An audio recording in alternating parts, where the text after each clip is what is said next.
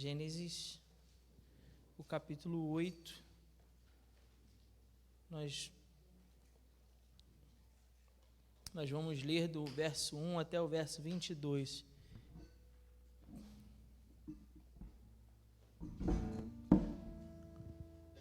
Gênesis 8, do 1 ao 22.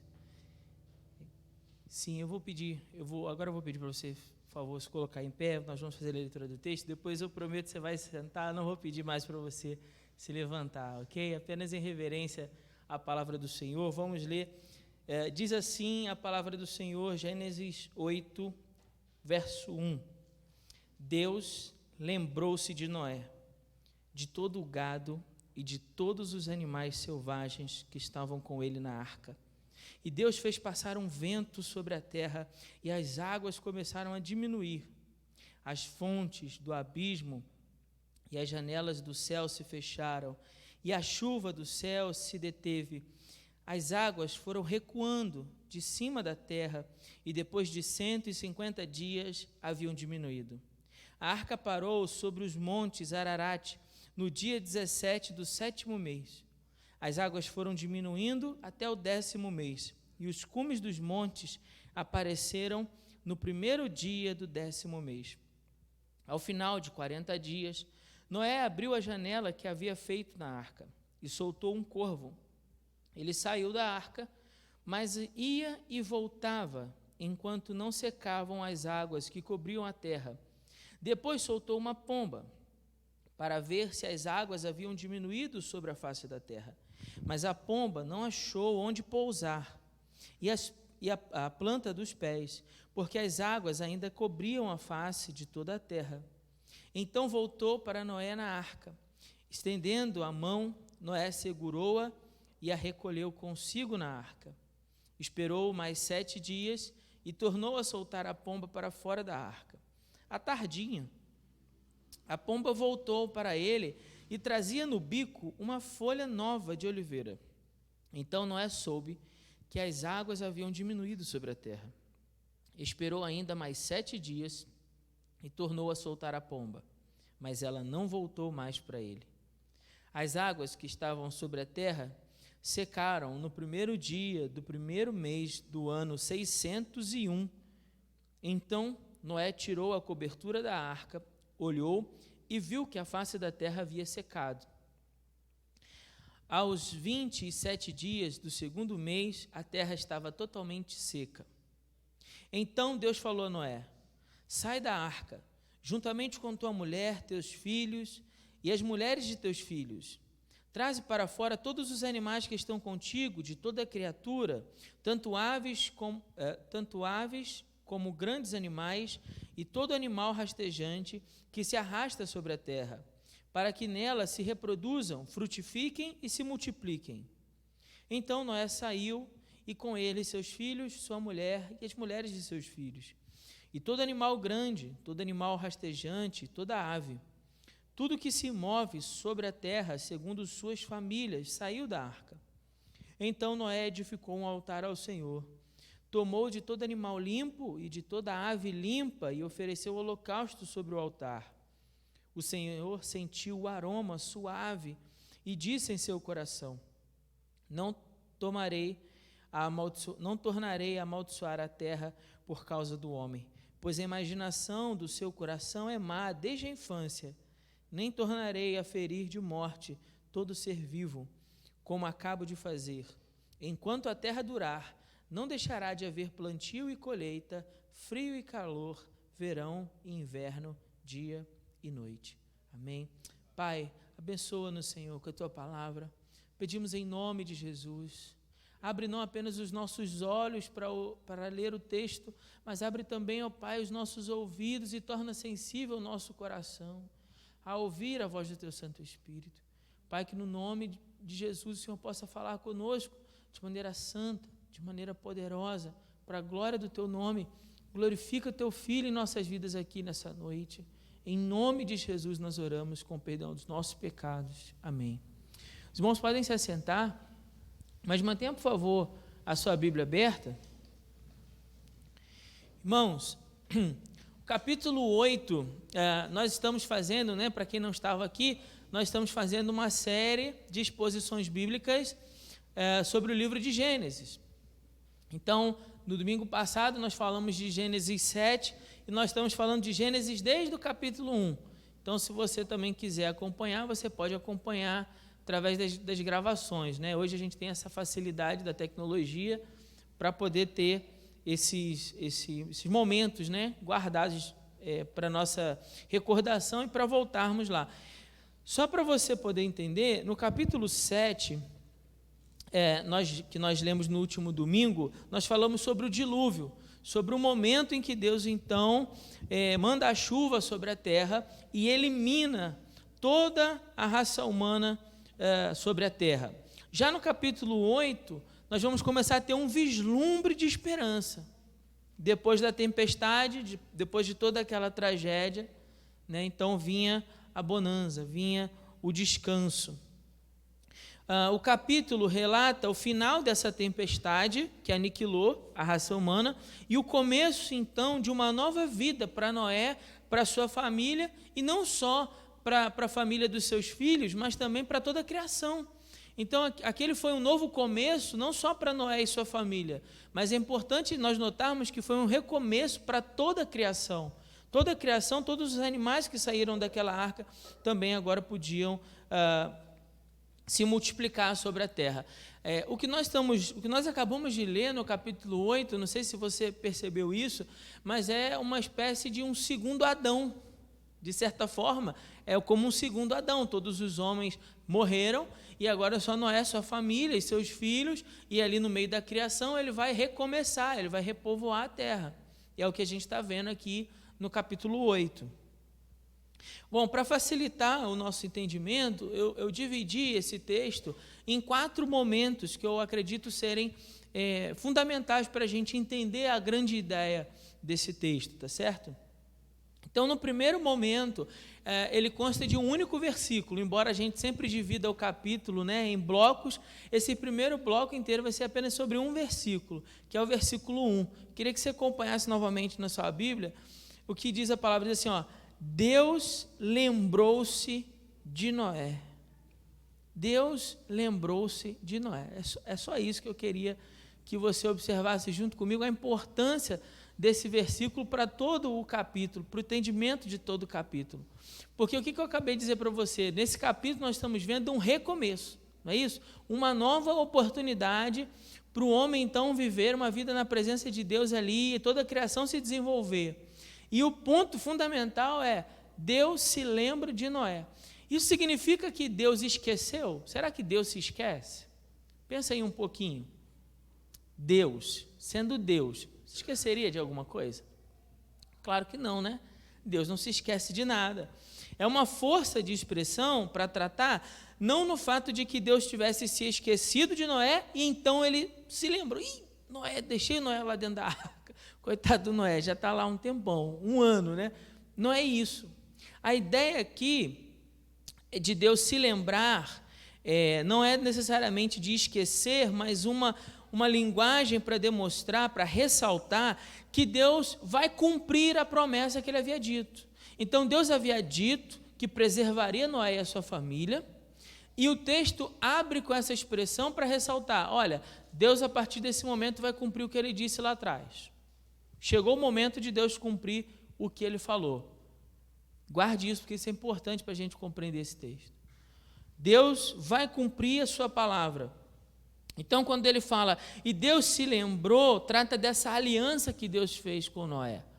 E do momento, então, que agora o texto vai começar uma nova mudança, uma nova sessão, aonde o autor vai escrever para nós como Deus, então, vai tratar dessa aliança que ele tem com Noé. Deus vai cumprir essa aliança com o seu servo.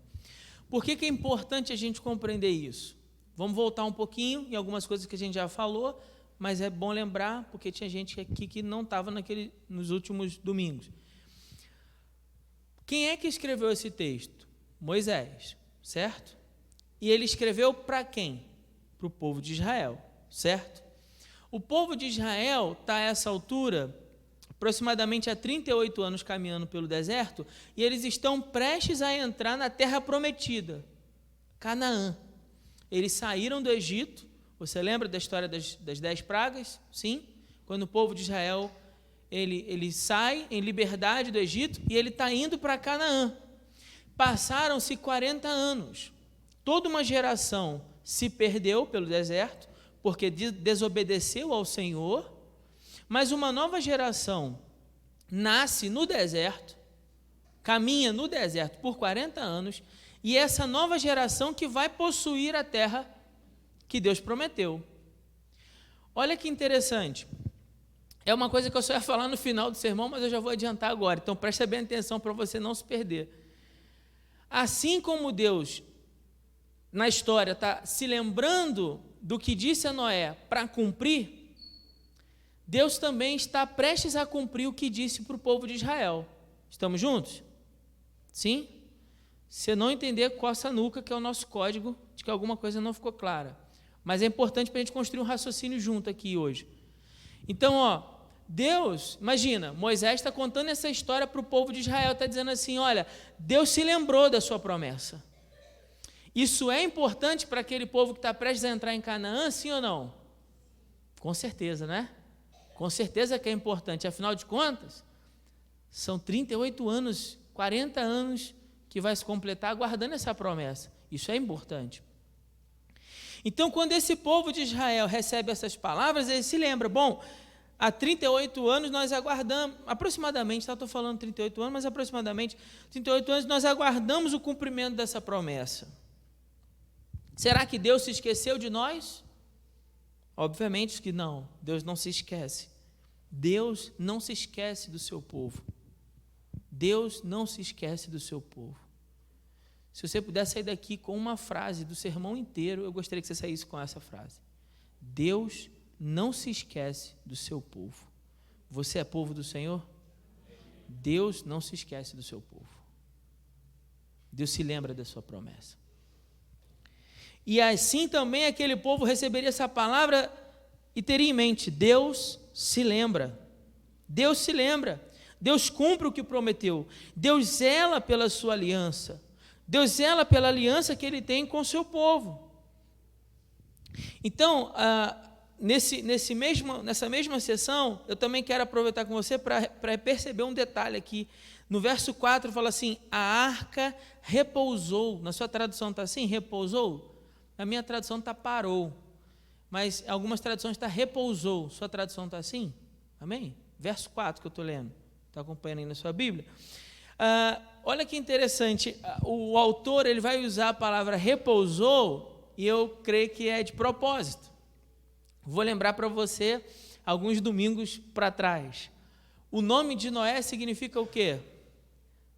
Quem lembra? Quem lembrar ganha uma caixa de bombom. Agora bateu o desespero, né? Senhor, me ajuda, socorro, socorro. Noé significa descanso.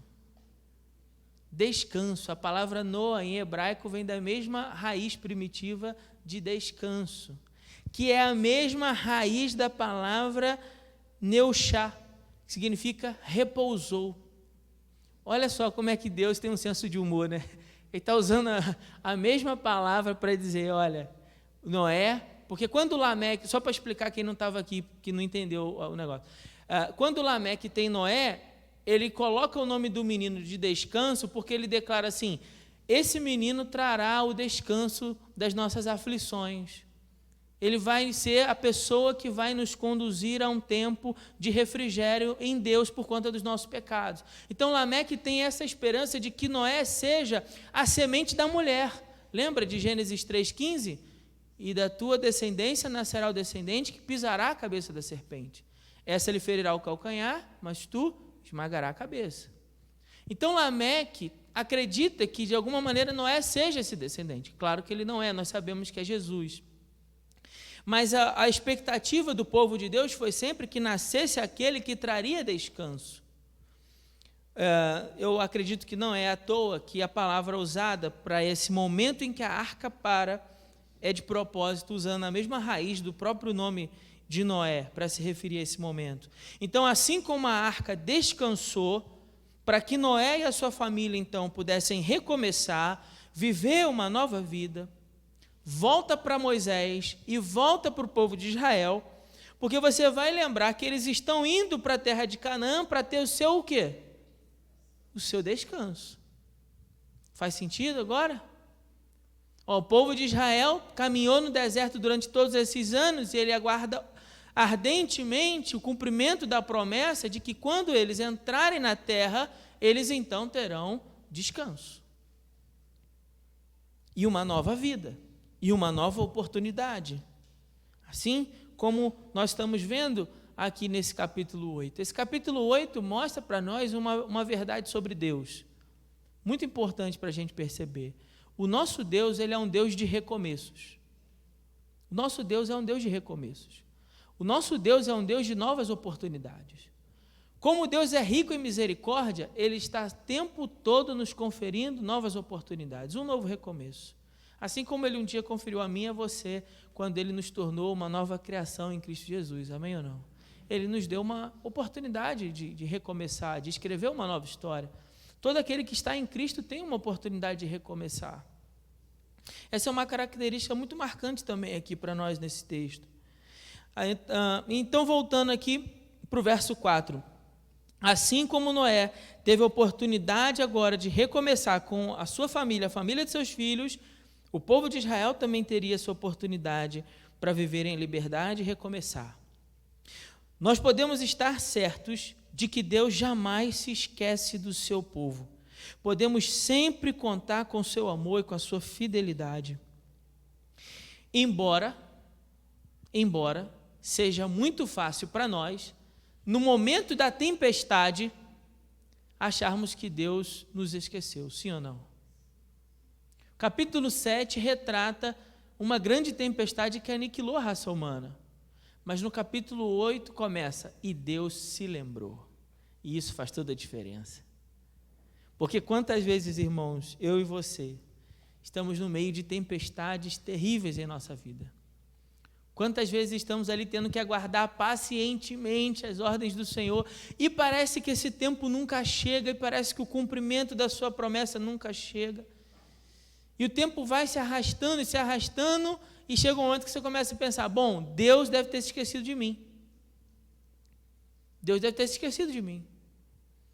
Ou Deus esqueceu de sua promessa. Mas o texto vai mostrar para nós, Deus se lembra. Passe o tempo que for, mesmo que você e eu enfrentemos tempestades terríveis, depois dessa tempestade vem a bonança, porque o nosso Deus é rico em misericórdia. Ele é rico em nos dar uma oportunidade para recomeçar.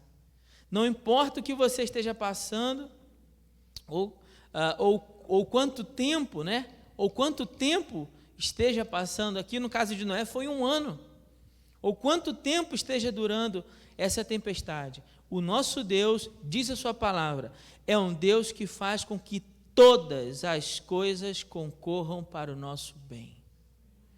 Todas as coisas concorram para o nosso bem. Essa é uma verdade, irmãos, irrefutável. Deus faz com que todas as coisas concorram para o nosso bem. Não importa o tamanho da tempestade ou o tempo que ela dure, Deus faz com que todas as coisas concorram para o nosso bem. E essa é uma verdade que eu e você podemos nos agarrar.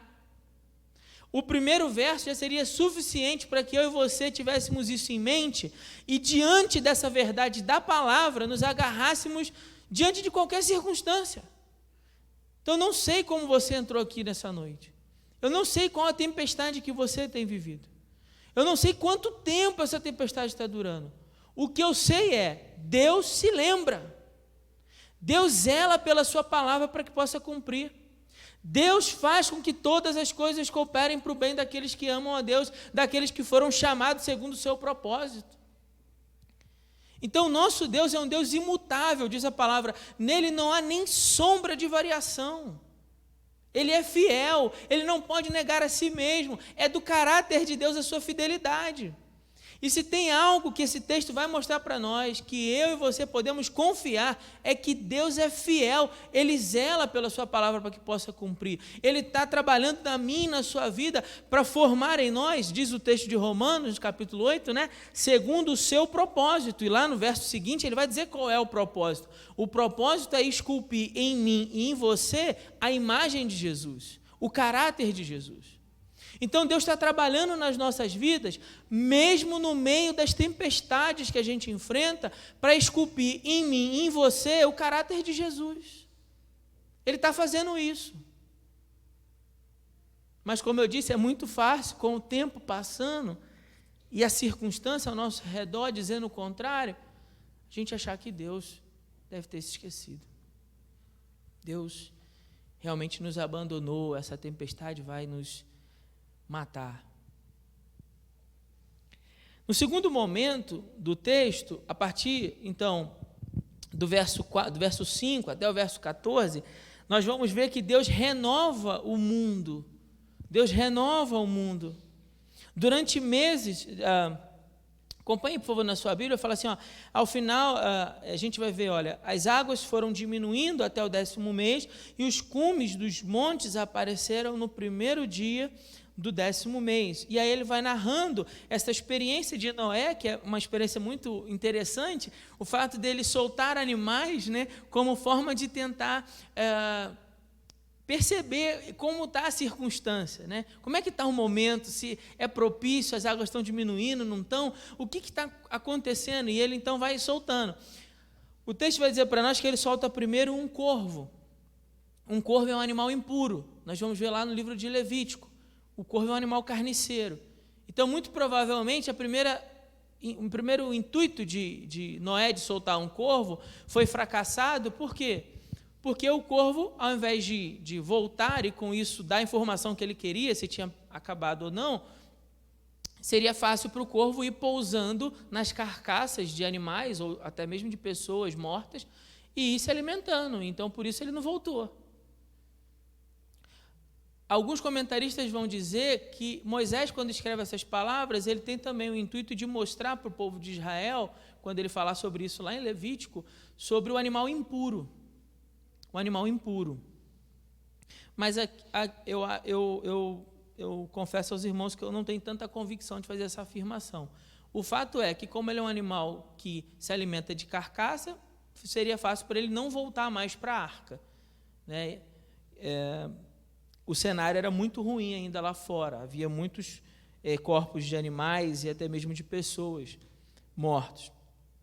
Então depois ele vai soltar a pomba, e aí a pomba vai ter vai dar essa informação que ele precisa, ela vai e volta, quando ela vai ela não acha lugar, ela volta, e é bonito a gente imaginar a cena de Noé ali naquela janelinha, e só para quem não estava aqui, a janela ela tem cerca de 45 centímetros, ela tem um côvado, então imagina uma portinholazinha assim na lateral de 45 centímetros, e Noé então estendendo a mão, e ela voltando e pousando na mão dele, e ele então traz ela para a arca. Isso está no verso 9. E aí depois ele vai lá, espera mais um tempo e solta de novo. E quando ela volta e traz no bico uma folha nova de oliveira, que é uma planta rasteira, ele então percebe que que a terra agora secou, as águas recuaram. Aí no final do verso 11 vai dizer, então Noé soube que as águas haviam diminuído sobre a terra. E aí ele espera ainda mais 7 dias e torna a soltar a pomba. Essas informações do tempo aqui no texto são muito interessantes para a gente. Principalmente uma coisa que eu queria que você já pensasse desde agora, mas depois eu vou aprofundar nisso na próxima parte do texto. Vai dizer assim, ó, que ele soube, no final do verso 11, acompanhe por favor na sua Bíblia, o que foi que ele soube com essa informação da folha nova? O que tinha acontecido? Final do verso 11. O que ele soube com essa informação? A pomba trouxe a folhinha de oliveira. O que ele concluiu? As águas diminuíram. Ele sai da arca então? Não. Olha que interessante. Tem uma lição para nós aí. Mas Guarda essa informação, a gente vai voltar nela depois. Primeiro, eu quero só que você perceba isso. É falta de fé de Noé ficar soltando o animal para saber o que está acontecendo? De jeito nenhum. De jeito nenhum. Certo? Esse é outro ponto que a gente vai ver também. Aqui ele está apenas tentando avaliar a situação, a circunstância. Ele está analisando a circunstância. O que ele tem à disposição para fazer isso? Ele tem os animais da arca, então ele está usando o que ele tinha à disposição para poder entender o que está acontecendo, qual é o momento que está acontecendo. Então, durante meses, Deus fez com que as águas baixassem, né, para que Noé, então, pudesse sair. Noé ficou aguardando as instruções de Deus. Noé ficou esperando Deus ordenar. Ele esperou 40 dias e então enviou os pássaros. Depois que parou tudo, né, a arca repousou, ele havia esperado mais 40 dias. Quando a pomba volta, com o ramo de oliveira crescendo, ele sabe que a vida, então, está surgindo novamente na terra, mas embora ele tenha visto que as águas baixaram, ele não toma nenhuma providência, sem que Deus, então, dê permissão. Ele não faz nada, ele aguarda. Ele fica aguardando instruções de Deus. A partir do verso 15 até o verso 19, nós vamos ver então Deus dando ordem para que Noé agora sim saia da arca. Agora sim ele pode. Verso 15 vai dizer: então Deus falou a Noé: sai da arca juntamente com tua família, tua mulher, teus filhos e as mulheres de teus filhos. Traze para fora todos os animais também que estão contigo, de toda criatura, também as aves, tanto os grandes animais e todo animal rastejante que se arrasta sobre a terra, para que nela produzam, frutifiquem e se multipliquem. Assim, a semelhança daquela ordem que Deus deu aos animais lá no Gênesis capítulo 1. E aí depois vai dizer: então Noé saiu da arca, ele com seus filhos, sua mulher e as mulheres de seus filhos, e todo animal grande, todo animal rastejante, toda ave, tudo que se move sobre a terra, segundo suas famílias, saíram da arca. Agora sim ele tem a ordem e obedece a ordem e sai da arca. E o que eu quero que a gente possa pensar junto sobre essa atitude? Vamos refletir.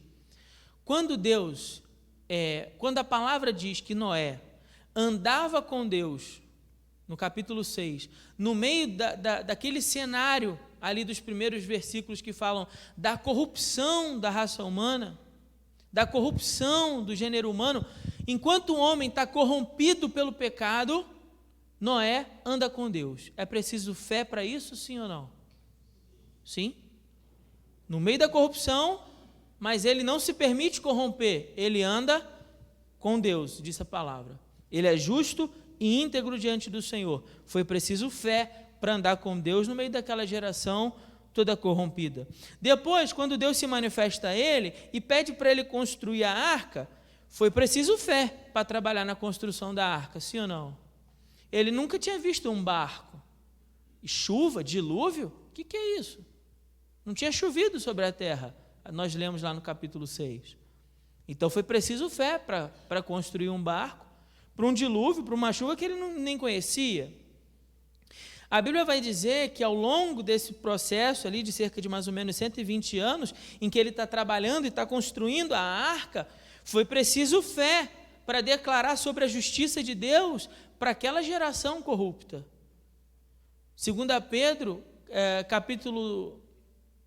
2:5 vai dizer que Noé se tornou profeta da justiça de Deus, declarando sobre aquela geração.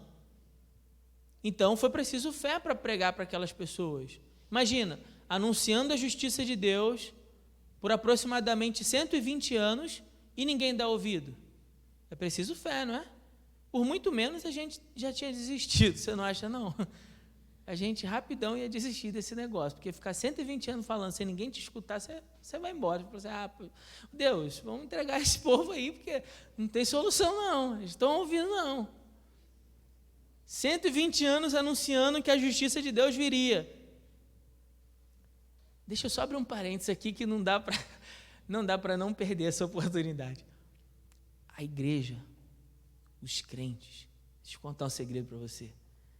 Estão anunciando há 2000 anos que Jesus vai voltar. Você já pensou nisso?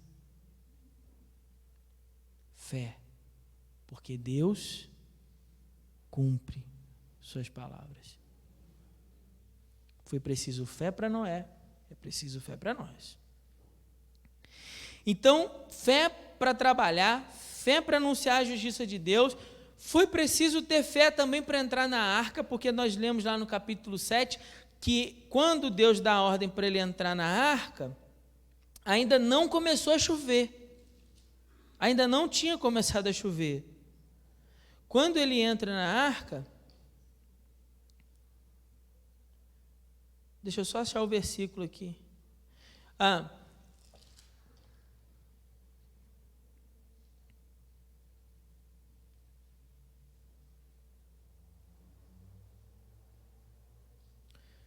Olha, verso 6. Noé tinha 600 anos de idade quando as águas do dilúvio vieram sobre a terra.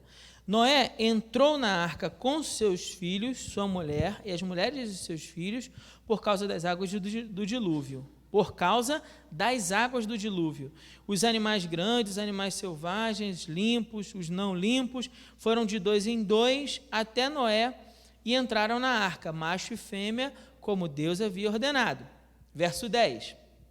Passado quantos dias? Verso 10. Passado 7 dias, as arcas do dilúvio vieram sobre a terra. Então, veja só, quando Noé entra na arca, a chuva já chegou? Não. Ela ainda vai vir daqui a 7 dias. É preciso fé ou não? Ele nunca viu chuva. Ele nunca viu chuva. Então, Deus falou, entra na arca porque eu vou mandar a chuva. Agora é a hora. Ele entra e foi necessário fé para aguardar. Depois disso tudo, se isso tudo já não bastasse, Noé teve fé para andar com Deus, teve fé para trabalhar, teve fé para anunciar a justiça de Deus, teve fé para entrar na arca antes do dilúvio e teve fé também para aguardar 1 ano dentro da arca. 1 ano levou esse processo todo. Imagina, irmão, aguardando 1 ano ali dentro da arca, só para a gente ter uma ideia de tempo, fazer uma conta simples aqui, tá bom? Não é exata, não, pelo amor de Deus, mas é só para a gente ter uma ideia. Deus manda entrar, 7 dias, começa a chover. Então, ele já está há quanto tempo na arca? 7 dias. Depois, a Bíblia vai dizer que chove por 40 dias e 40 noites. Agora são 47, estou muito rápido, né? 47 dias. Depois a Bíblia vai dizer que durante 150 dias as águas estão sobre a terra até que a arca repousa. Depois passam-se mais do 7º mês até o 10º mês, cerca de mais ou menos 90 dias. Ele soma isso para nós e fala de cerca de 150 dias que as águas estão diminuindo. E aí vai dar informação para nós que quando Noé sai da arca, esse é o ano 601 da sua vida. No primeiro dia, primeiro mês do ano 601. Ou seja, passou 1 ano ali dentro. 1 ano. Os últimos meses todos foi apenas aguardando, já tinha parado de chover, aguardando o momento das águas baixarem, e depois que as águas baixaram, ele ainda aguardou um pouco mais, até que Deus dissesse que era seguro sair da arca. Foi necessário fé e foi necessário paciência, concorda comigo? Sim, fé e paciência. Fé, paciência e obediência. 3 palavras importantíssimas nessa história: fé, paciência e obediência. Falamos sobre obediência no capítulo 7, porque várias vezes a Bíblia vai dizer, e Noé fez tudo conforme o Senhor lhe ordenara. O que Deus mandou, Noé fez. Como Deus disse, Noé foi lá e cumpriu. Agora pense os irmãos também, para aquele povo de Israel, recebendo essa informação, recebendo essa mensagem e pensando sobre isso. E refletindo sobre o que essas palavras querem dizer. Deus não havia se esquecido de Noé, ainda que tudo parecesse demorar, ainda que o tempo parecesse demorar. E para Noé, então, era necessário a fé e a obediência para esperar o momento certo de tomar uma decisão. Vamos abrir aqui mais um parêntese, só para a gente pensar numa coisa para nós. Quantas vezes a gente acaba tomando decisões erradas porque a gente não tem paciência de aguardar a orientação do Senhor, o momento em que Deus fala para você fazer. O cenário já tinha se mostrado favorável para sair, mas ele não sai. Ele aguarda uma orientação. Ele aguarda o momento em que Deus vai falar. Então, a fé e a obediência que serviu para Noé, serve para nós hoje. A fé, a obediência e a paciência que foram necessários para Noé, é também a resposta desejada desse texto em nós. Foi a resposta desejada para o povo de Israel. Quando o povo de Israel recebe essa mensagem, o que você acha que Moisés espera deles? Fé, paciência e obediência, sim ou não? Bom, se você está em dúvida, vamos pensar juntos. Paciência, porque passaram-se 40 anos aguardando o cumprimento dessa promessa, entrar em Canaã. Fé, porque eles estavam confiantes na palavra que Deus havia dito no passado de que eles entrariam. Então tinham que ter fé na palavra de Deus de que Deus cumpriria a sua promessa. E obediência, porque agora eles estavam na reta final, não podiam tomar uma atitude impensada, precisavam seguir a orientação do Senhor. Você vai lembrar que foi justamente uma atitude impensada que fez com que eles não entrassem, com que a geração dos seus pais não entrassem na terra. A resposta desejada para o povo de Israel é a mesma para nós. Precisamos ser pacientes ao estarmos sob provação. Paciência na provação. Paciência no meio das tempestades que sobrevêm às nossas vidas. Fé nas promessas, fé na fidelidade de Deus, fé no caráter imutável de Deus. Precisamos ter fé. E precisamos estar obedientes à sua palavra durante o tempo da tempestade. E depois dela também. Durante a tempestade e depois dela também. Essa é a mesma resposta que eu e você precisamos dar para esse texto. Paciência, fé nas promessas e obediência à palavra do Senhor. No final do texto, do 20 ao 22, Deus recebe a adoração de Noé e Deus então reafirma a ordem natural. O texto vai dizer para nós que Noé, quando sai da arca, então, com a sua família, lá no verso 19, ele toma uma atitude no verso 20. Qual é a primeira atitude de Noé? Qual é a primeira atitude de Noé?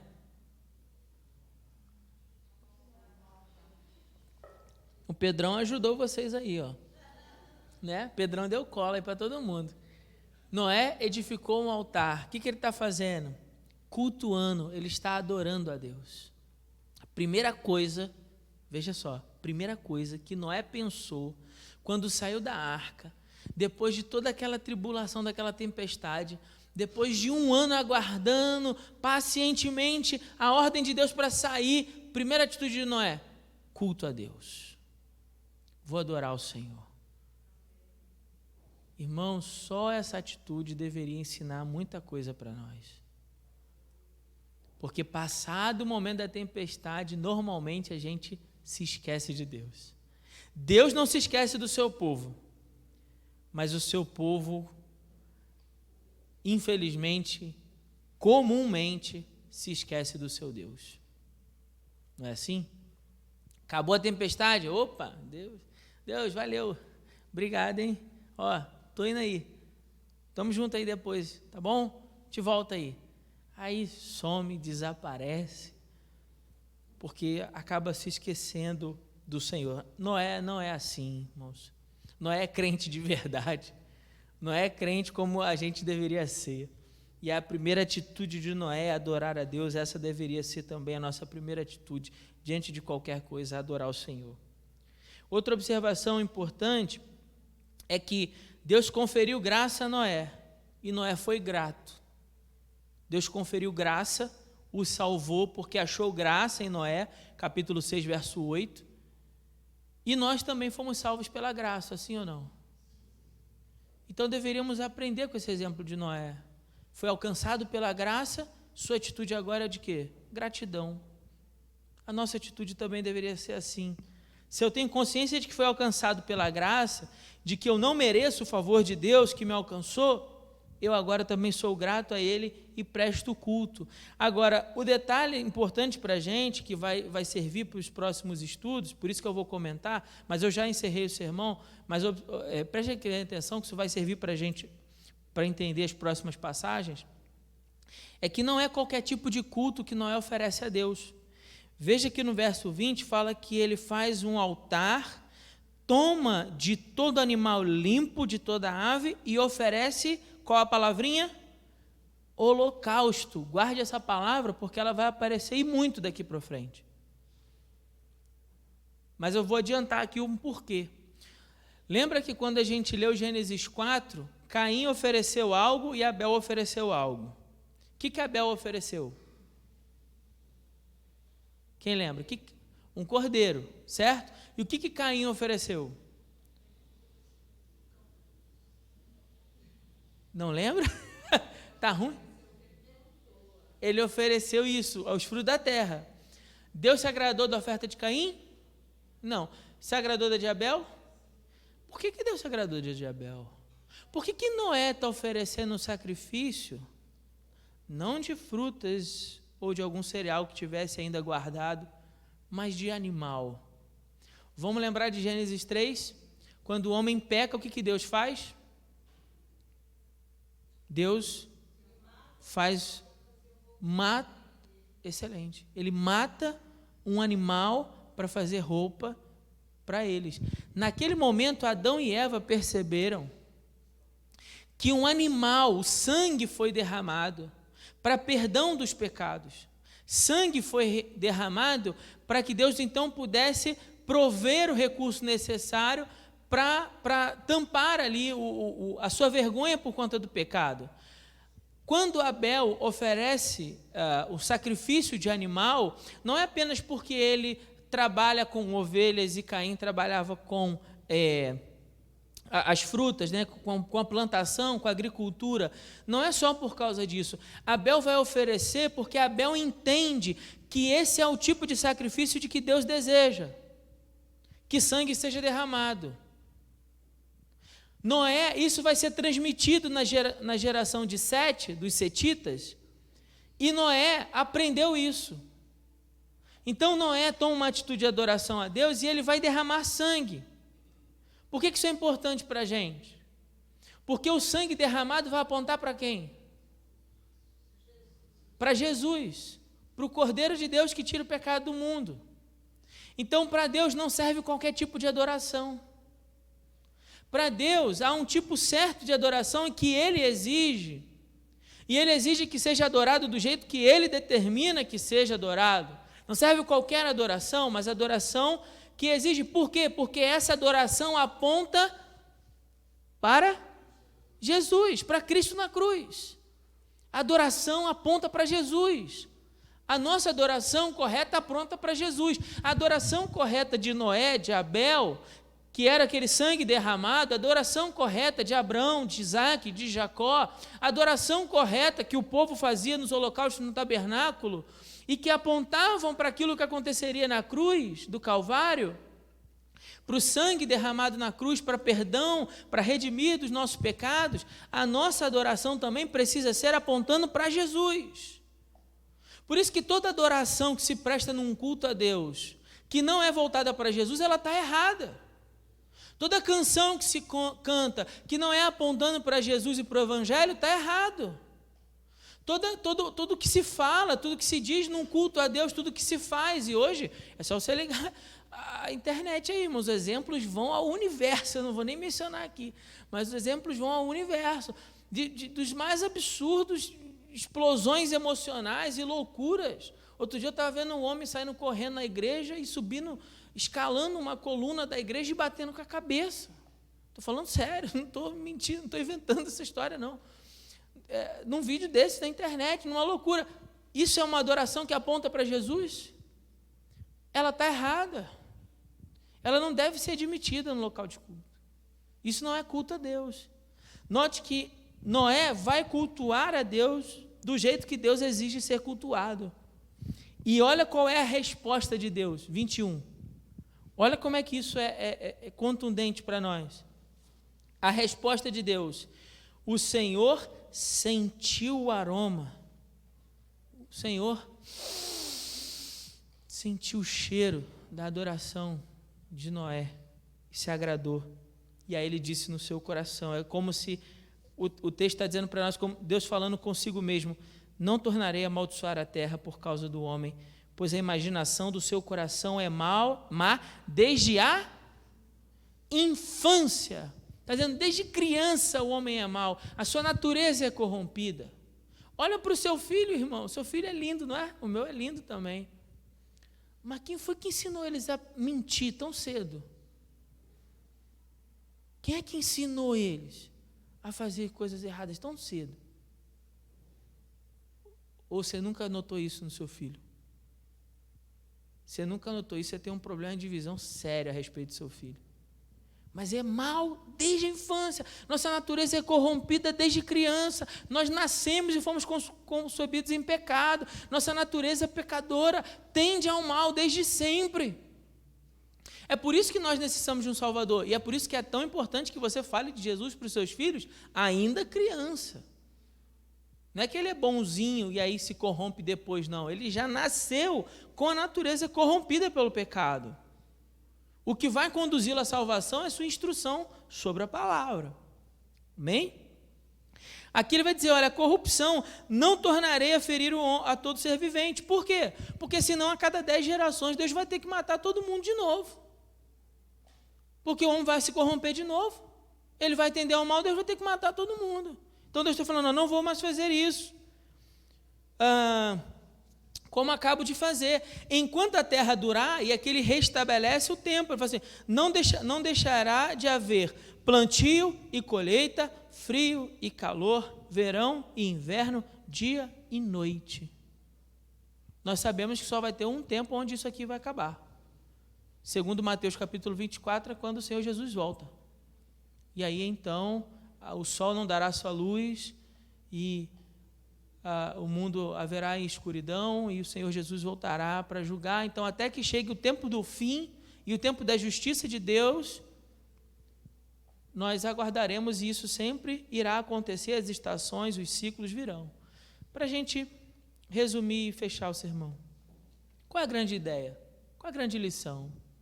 Eu acredito que você tenha tirado algumas, eu também.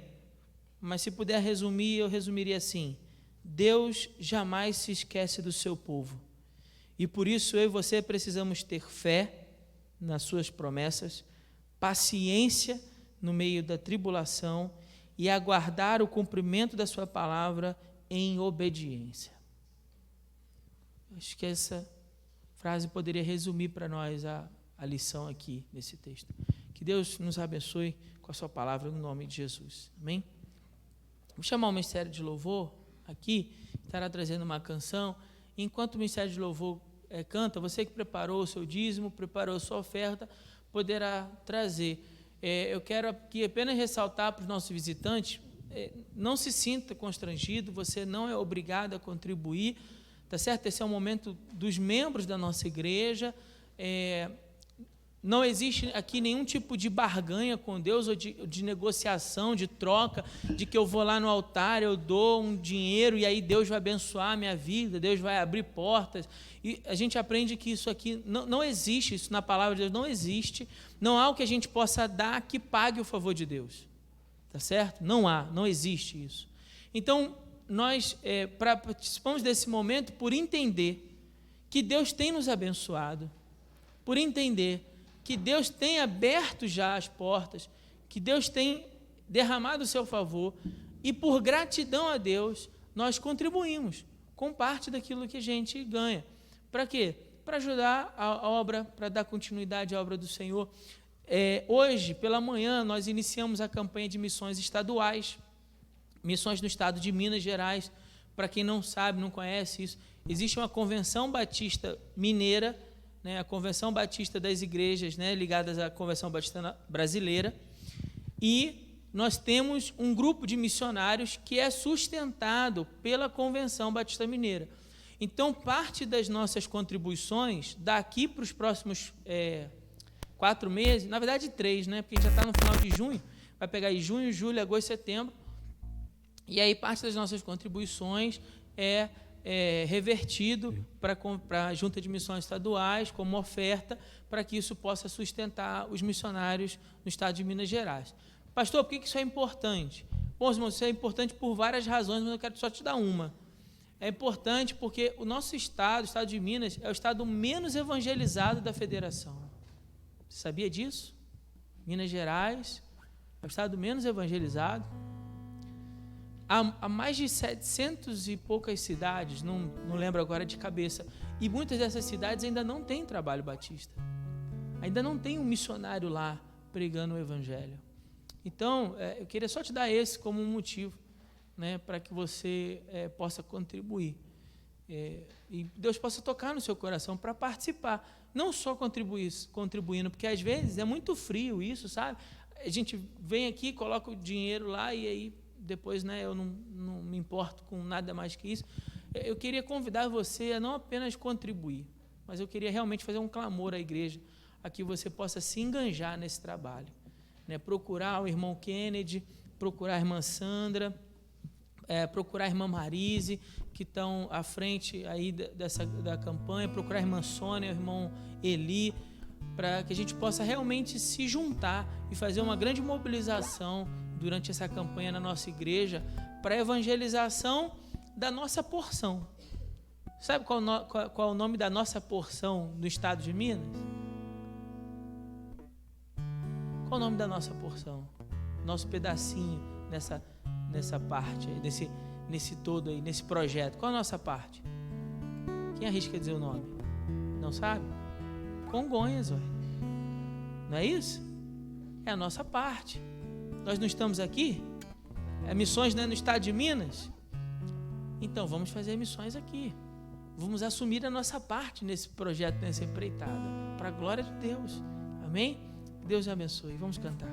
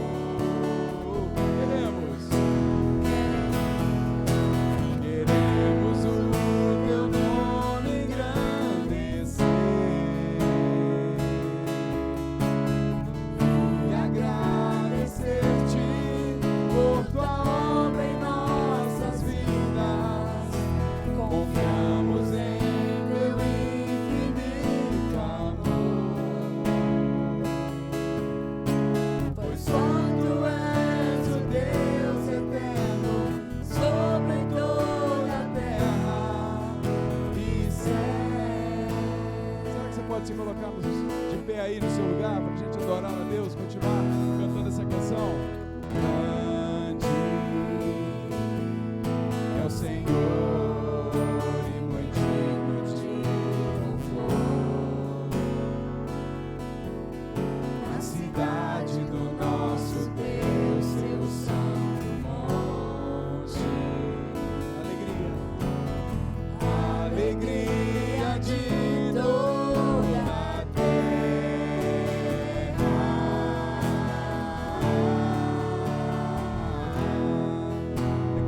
grandeza do Senhor. Grande é o Senhor em quem nós temos a vitória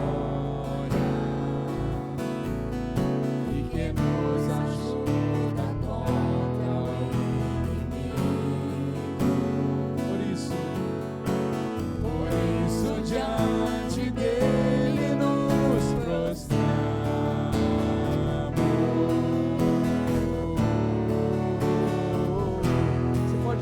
Queremos o teu nome, queremos o teu nome engrandecer e agradecer-te por tua obra em nossas vidas. Confiamos em teu infinito amor, pois só tu és o Deus eterno sobre toda a terra. Queremos o teu nome engrandecer e agradecer-te por tua obra em nossas vidas.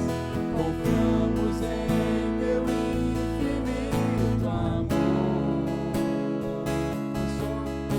pois só tu és o Deus eterno sobre toda a terra. Pois só tu és o Deus eterno sobre toda a terra. Pois só tu és o Deus eterno sobre toda a terra e céu.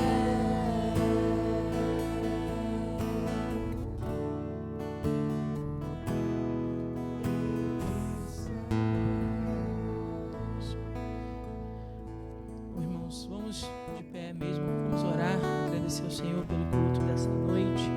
A você que está nos visitando, seja bem-vindo, volte outras vezes, é um prazer ter você aqui junto conosco. Aos nossos irmãos, não vá embora sem cumprimentar o seu irmão, se desejar a ele uma semana de vitória, em nome de Jesus, amém? Vamos orar. Pai, obrigado, Senhor. Obrigado pelo teu amor, pela tua graça que nos alcançou, pelo teu favor que nos dá uma nova oportunidade, uma nova chance, uma nova vida para viver na tua presença. Deus, nós louvamos o teu nome nessa noite, reconhecendo a tua grandeza, a tua misericórdia, a tua fidelidade. Declaramos aqui nessa noite, ó Pai, de que o Senhor jamais se esquece do teu povo. Ó Deus querido, que no nome de Jesus e pelo poder do teu Espírito Santo, ajuda-nos também como teu povo a jamais nos esquecermos de ti, Senhor.